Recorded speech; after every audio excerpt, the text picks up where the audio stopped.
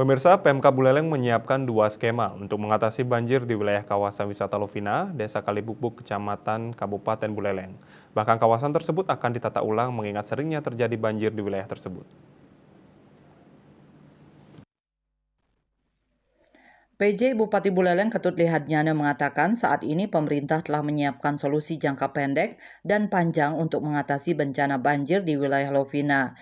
Pihaknya telah menginstruksikan dinas terkait seperti Dinas Pekerjaan Umum dan Tata Ruang PUTR untuk membersihkan saluran air yang ada. Selain itu, pemerintah akan melakukan penataan di Desa Kalibukbuk sebagai salah satu desa penyangga kawasan wisata Lovina.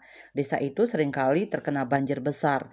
Bahkan hingga 2024 ini sudah 3 kali berturut-turut Desa Kalibukbuk diterjang banjir. Pemerintah juga disebut telah menyiapkan solusi penanganan jangka panjang. Pemkab disebut akan berkoordinasi dengan Balai Wilayah Sungai BWS Bali Penida yang memiliki kewenangan melakukan perbaikan di sungai. Nyoman Yuda Bali Pos melaporkan.